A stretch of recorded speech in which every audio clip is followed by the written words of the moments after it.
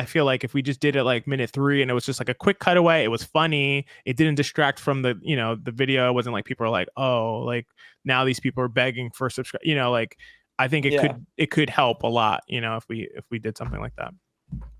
Anyway, that's just my thought. You watch a lot of comedy. You're a fucking writer. Why don't you write a sketch for us? We could turn it into a knock knock joke, Like no, tell me, describe it to me. Knock knock, who's there? Subscribe now, bitches, or something, like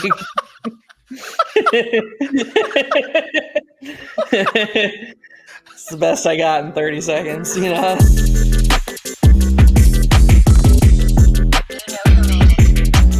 This is a series we call Hot Hand Minis.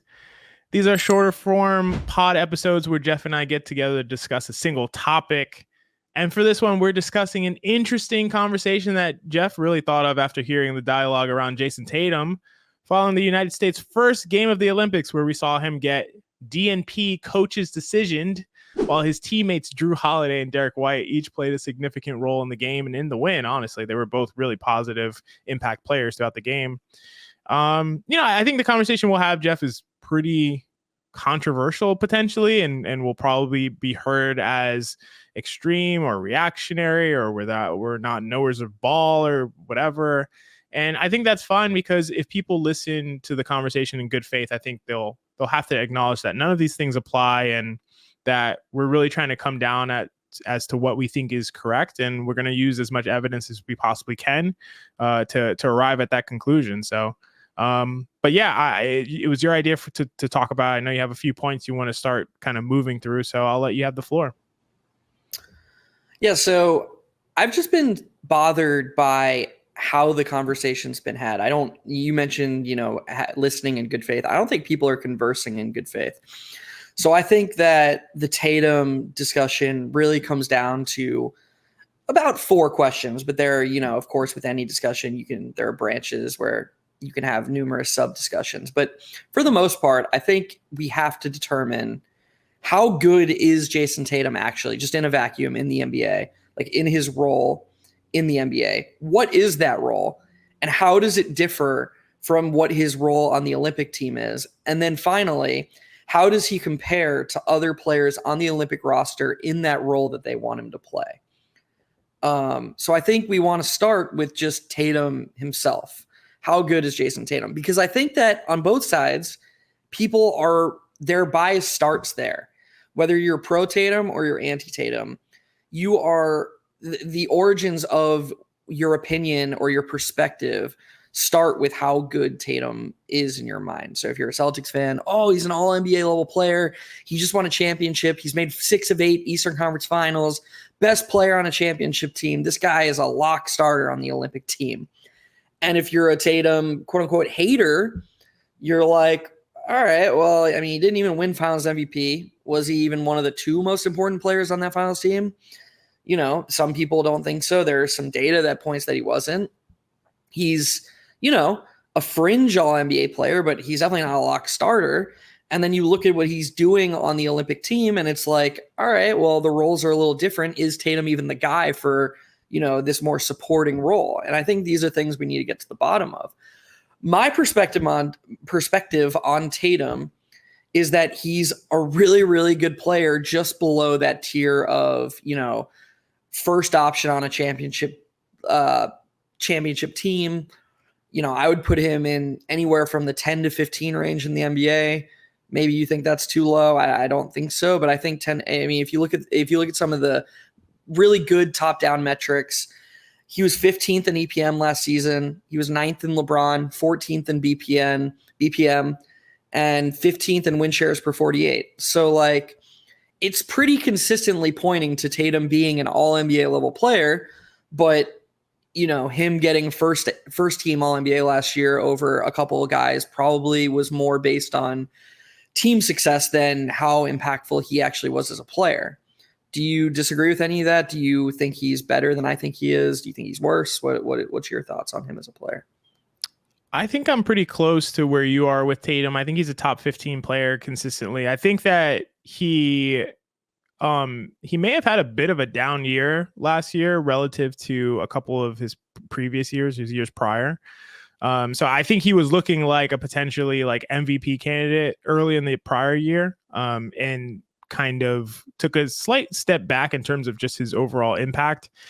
And I just think that, I don't know, I think he's probably around there and will be around there, but I also think he's a little bit underrated by people now, kind of given his playoff performance. And I think people really index too hard on playoff performances.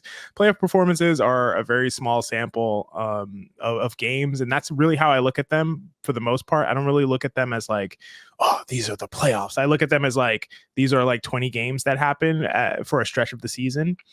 I do think there obviously are some differences between the regular season and the playoffs, the way that the teams will play you, the certain stylistic changes that happen. So there are some substantive differences, but at the same time, for the most part, I think it's more so that it's just like a sample of games. But I also think that some people overrate him given some hot stretches that he's been on and some of his potential that he might have, that he's shown at various points throughout his career when he makes good decisions, when he becomes less of a Kobe Bryant fan and more of a guy who's willing to play off the ball. I think that his biggest issue is just his willingness to be an off-ball guy, to be a guy who spots up. He can impact the game in a lot of different ways, and that's like a thing that we'll talk about. It'll be a common thing that we talk about, and I think that adds to his value a ton. The thing that makes him distinct from a guy like Jalen Brunson is his defensively. He's a very strong wing defender and can hold his own on that end. He's not somebody who's going to be picked on, but he's not quite as good, in my opinion, as a guy like Brunson in terms of his ability to create for himself and potentially for others as well. So there's some trade-offs there. And I think for that reason, it really kind of puts him in the kind of top 10 to 15 range that you suggested.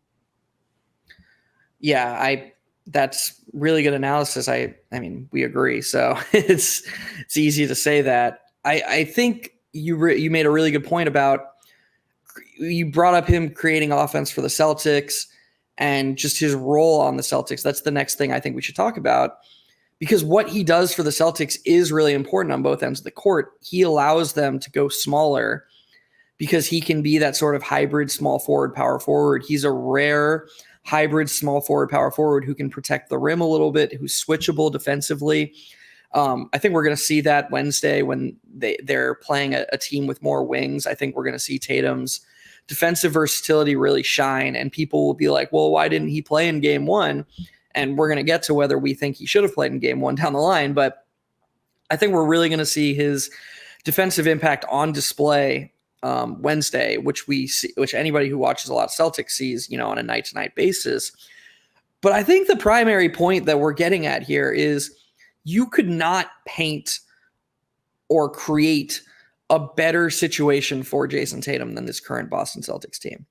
It is absolutely ideal. And yet all we've heard from people who are trying to make pro Tatum arguments is that he's sacrificing something by being on the Celtics team that is just picture perfect for him to be the best version of himself. Whatever Tatum becomes these next few seasons, he is being given every chance he can to maximize his impact. There's no one in his way in terms of usage. Yes, obviously, it's not like he's on a bad team where he's carrying a 40 usage, but for the most part, he's the clear number one option, and he's surrounded by shooting. He operates in the maximum space. No team in the league could give their best player more space. When you have the court, when Jrue Holiday is the worst shooter on the court, that's pretty damn telling as to how much space you have to operate in. And Tatum pretty much has the ball in his hands whenever he wants. Something I noticed actually from the Celtics a lot last season is that they like to go through Jaylen Brown early in games, like Tatum's doing the thing. It's another Kobe thing. It's weird. Like maybe it is just a Kobe thing, but Kobe used to force feed Pau Gasol the ball early in games to get Pau going, because Kobe was like, I can get going whatever I want. I want to make sure Pau's in rhythm from the start of the game. That was like, he said this in post games. So maybe that's Tatum's thinking too. He wants to make sure Jaylen Brown is in rhythm, and Tatum will just get his as the game goes along. But for the most part, the team runs through Jayson Tatum. And that's his role on Boston. And that's not what they want for him on the Olympics. So as we shift this discussion from him on Boston to the Olympic team, I think it's really important that people on both sides understand that while how good you were in the NBA does matter, what's more important is how good you are in the role they're going to ask you to fill, because this won't be Jayson Tatum on the Celtics. This is a different version of Jayson Tatum that's going to amplify different skill sets. And Tatum needs to be emphasizing these skill sets to be the best version of himself on this team in this role. Yeah, I think that's extremely well said. I mean, the only thing I would I would disagree with about that is I think Jaylen Brown is far and away the worst shooter on the court in most Celtics lineups. I think Jrue Holiday is a much better shooter than Jaylen Brown in general, but Jaylen Brown is a threat in other ways that Jrue Holiday is not. So regardless, he being Jayson Tatum, has an absolutely perfect spacing environment for him to be the most effective version of himself that he possibly can be. I just think that one thing that I'll say, and we're talking about roles here, people really, really, really, really, really value primary creation among NBA fans. I think the default thought is that primary creation is the most valuable, and even like furthermore, being able to create one's own shot is seen as the most valuable skill. I think Jayson Tatum believes this because I think we see him try to create his own shot very frequently, and I think in some of the previous Olympic games, the kind of friendlies that the U.S. was playing prior to Game 1 of the actual Olympics, we saw him kind of go into his bag a little bit more, and I think that is what went into the decision to have him come off the bench and to really not play, to get a DNP in the first game. But I think just narrowing down on this idea that primary creation is most valuable, I just always want to inspect how people are getting to that conclusion. It just seems to be a default assumption. And you made a point about him being in the best spacing environment for what he is able to do with the ball. And I think that that's true. And that speaks to the idea that how effectively a player can create their own shot is highly contingent on who their teammates are. So for example, if you have Jayson Tatum's teammates, if your teammates are, Grayson Allen, Dante DiVincenzo, Norman Powell, and Karl Anthony Towns, it's going to be much easier for you to create your own shot. You actually probably don't even have to be that good at creating your own shot or being a primary initiator to do it extremely well when you have guys on the court like that around you. And Jayson Tatum is in a situation almost comparable to what the perfect world example that I just gave you in terms of picking the best players to create that spacing environment from the entire NBA. Jayson Tatum almost already has that environment.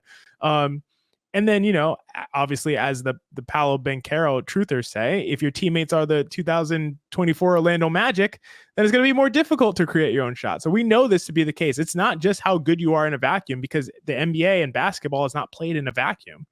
So I think that that's an important note. And so for Jayson Tatum, in terms of role on the Celtics, his role is really geared for him to be the best version of himself, for him to do exactly what he wants to do. And on the US team, even though he has a lot of the skills that he can be a more complementary player in terms of not having the ball, not kind of dominating it, not pump faking and taking fadeaway 15 footers, even though he has the skills to be a complementary player in the ways that I think a Devin Booker has kind of taken on and done a good job of, he wasn't doing it. And so if he's not doing it in the games that you're playing going into the Olympics, then as the coaching staff, I think you make a decision and say, hey, we got to win these games now. We're going to play the guys who are willing to do it. It's not time to be coaching. It's not time to be asking Tatum, hey man, maybe not take a 15 footer, maybe kick the ball out, maybe make quicker decisions, maybe be a catch and shoot guy, even though he's exceptionally good at catching shooting. I just think it's not a time to kind of coach in that way. And it's a time to play the guys who are just accepting those roles and doing it. And I think Tatum struggles with that. And so I think that that's part of the reasoning for the decision that we saw.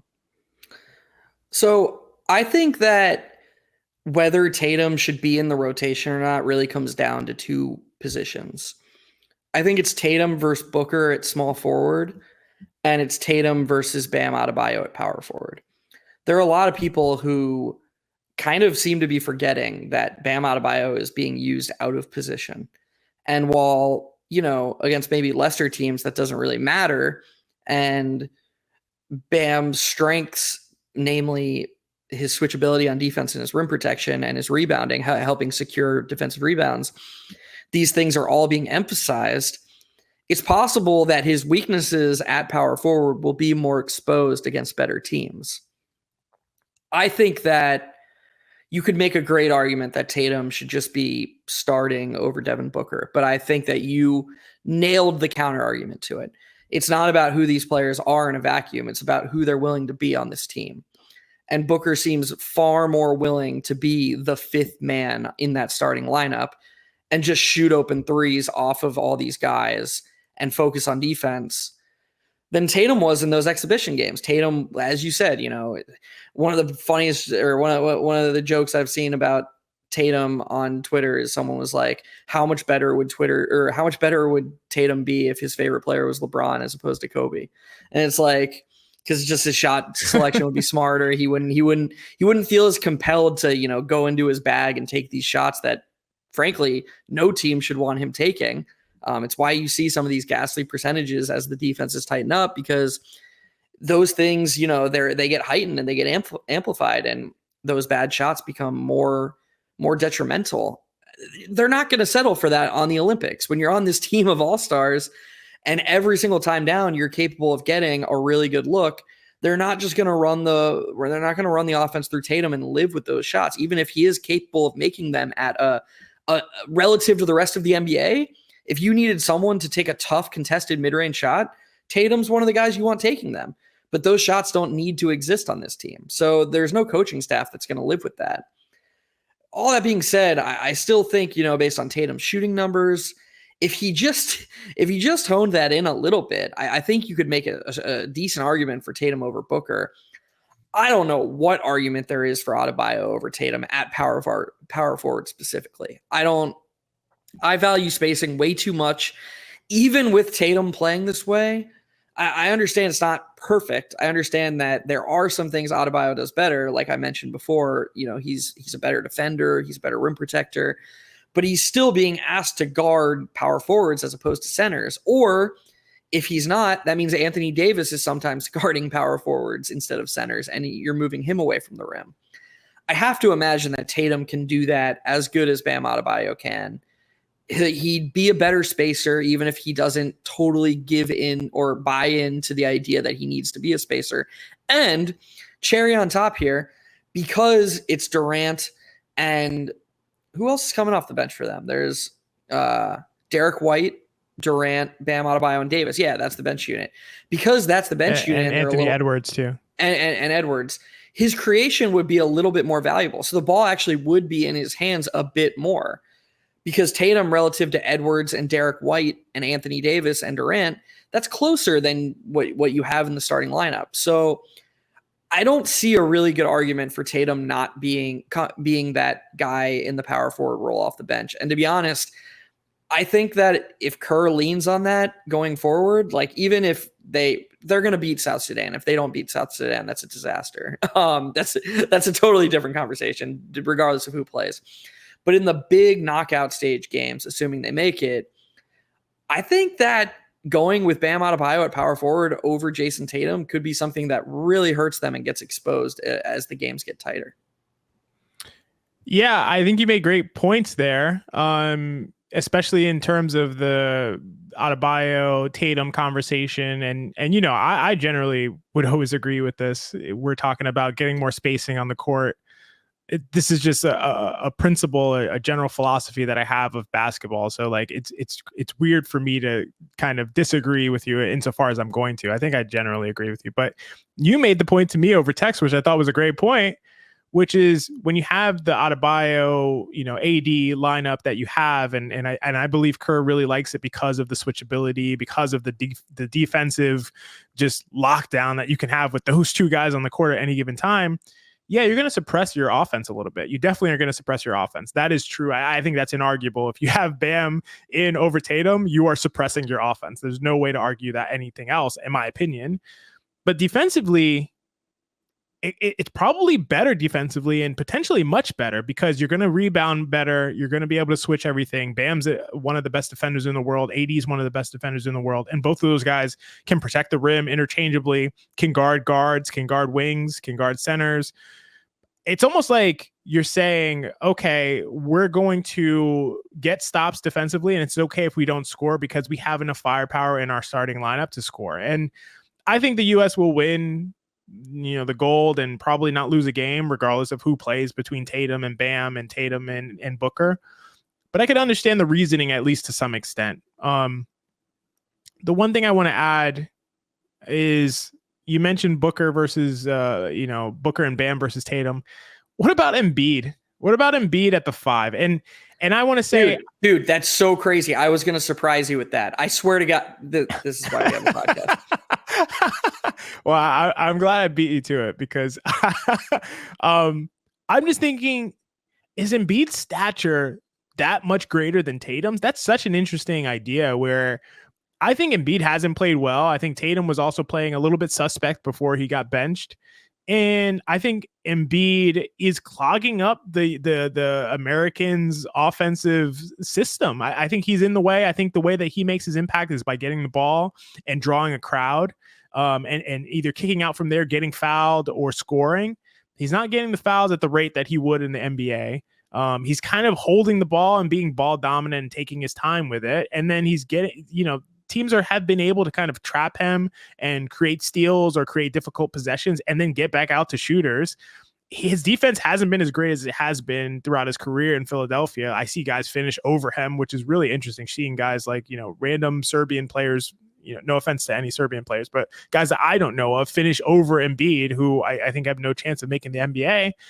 And so to me, it's like, Embiid's not playing well. Could you not just have AD as your starting 5, have Bam as your backup 5, and have Bam play with Tatum, which would be really great defensively and be better offensively? And I think that the overall team is better with that kind of setup, given how Embiid's playing, given his style of play, and given what makes him most impactful and what the ways you have to surround him and play through him. So to me, it's almost like the best argument is getting Embiid out of there, but I think his stature is just so much greater. And I feel like he was either promised something by playing for the American team, or maybe it's just because he's an MVP and a perennial MVP candidate that there's no way you could bench him. But I think that dynamic is really interesting because I think they'd be better off with Tatum playing more and Embiid playing less.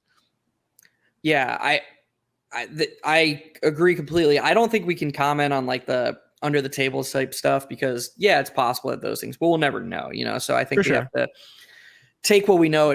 We just have to discuss what we know to be true. And one part of that you didn't mention is I think Embiid's how methodical he is, how slow footed he is really exposed in these types of games.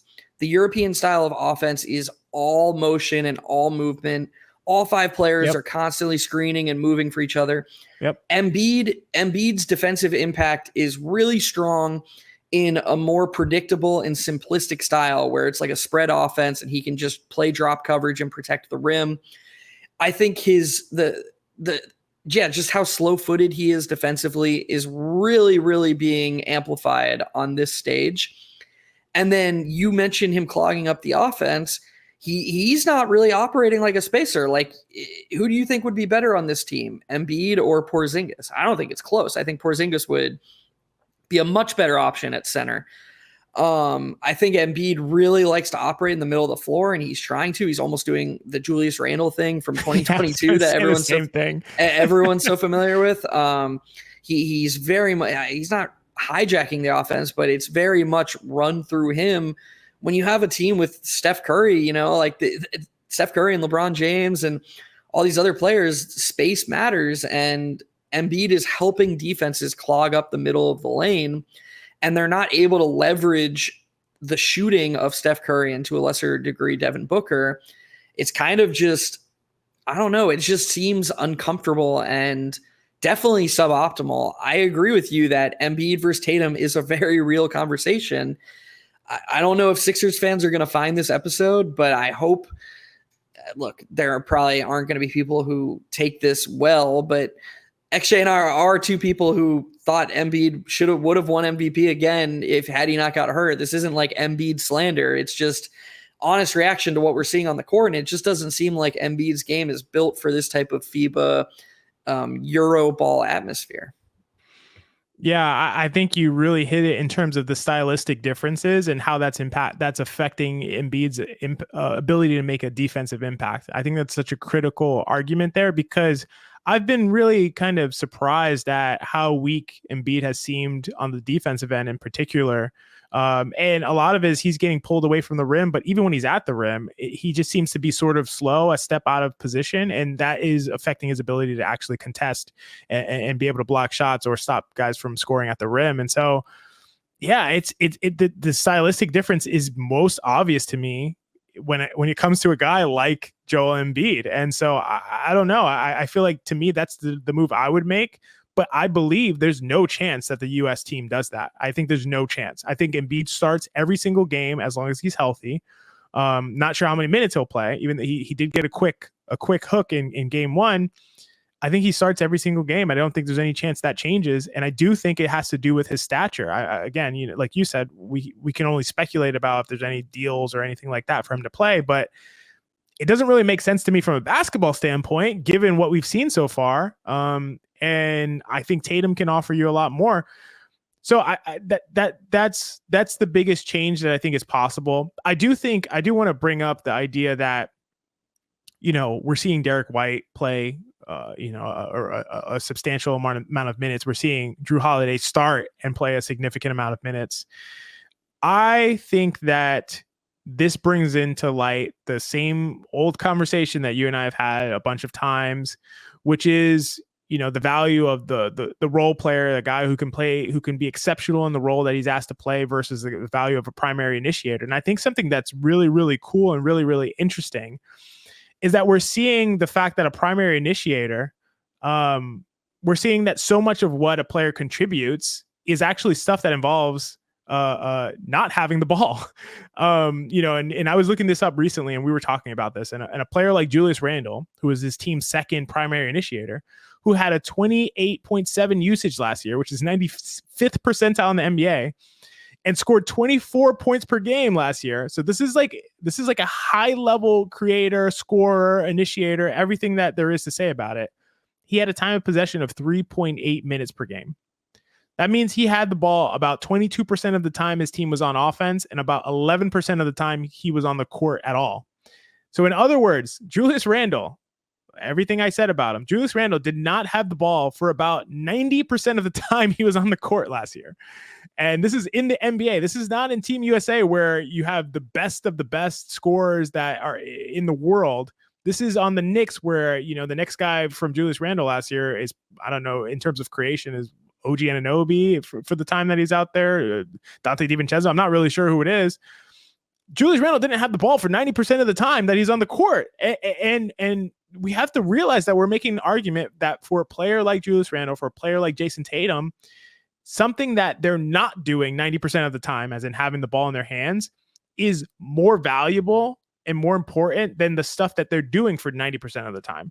And on Team USA, it's going to be less than that. And so you got to do those other things. You got to do those other things exceptionally well. And like we talked about at the top, I think Tatum can, theoretically, he has the skills to, he is able to. We know he's catch and shoot, 3-point shooting is elite.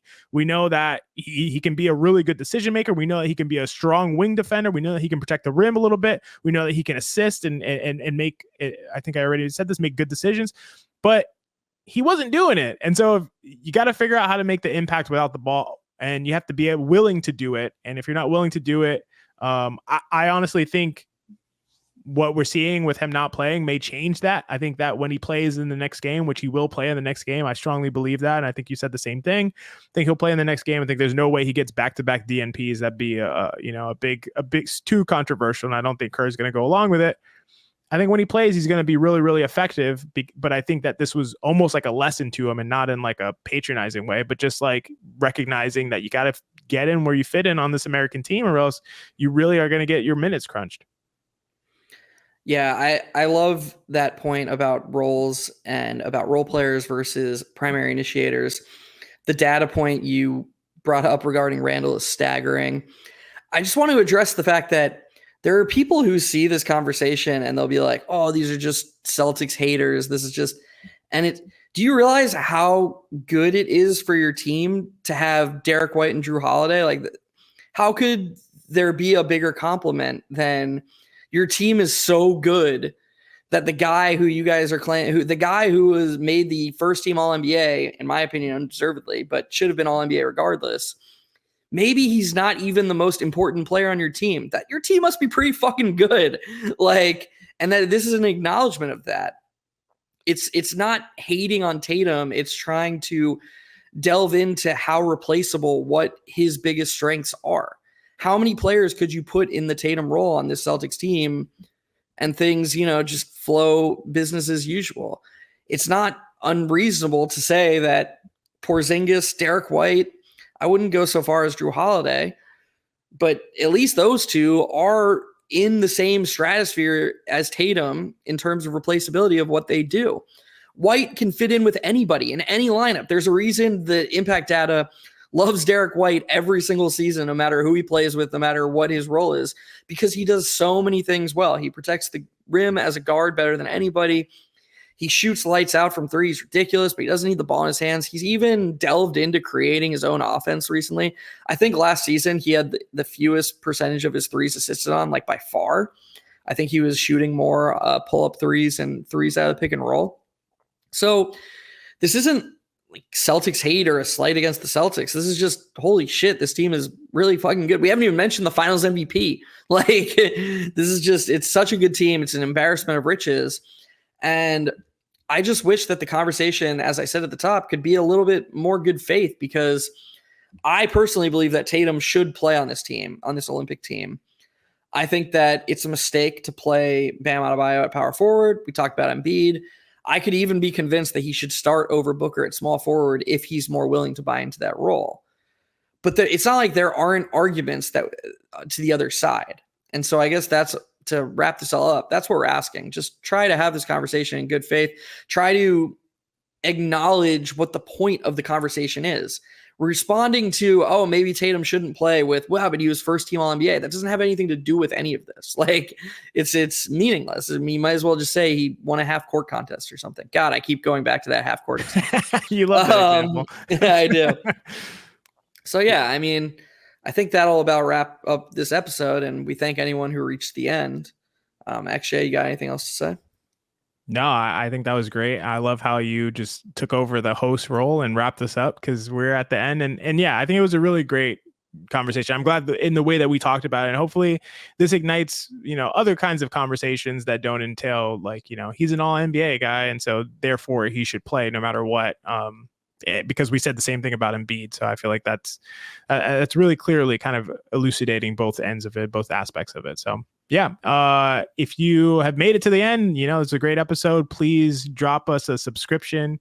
Geoff and I were talking about this before, take you behind the curtain. We were talking about this before the pod and saying like, we really want to make it to 1,000 subscribers by the end of the year. And like, how do we do that? And, Geoff's like, well, we can just like tell people that. I was like, yeah, I guess we could just say that we want to do that. And yeah, we do want to do that. We want to make it to 1,000 subscribers by the end of the year, and things have been great. So, if you like the content and like what you're listening to, please give us a subscription. Geoff? I mean, I came up with a sick knock-knock joke that nobody will ever hear. You vetoed it pretty strongly, but, to each their own. I think I'm a comedic genius. I would agree with part of that sentence. Probably not the comedic part, to be honest with you. Okay. But thanks everybody for checking this episode out. We've been dropping these like once a week pretty consistently, so we're excited to keep producing content throughout the summer. Yeah, for Geoff and I, this has been a Hot Hand Mini.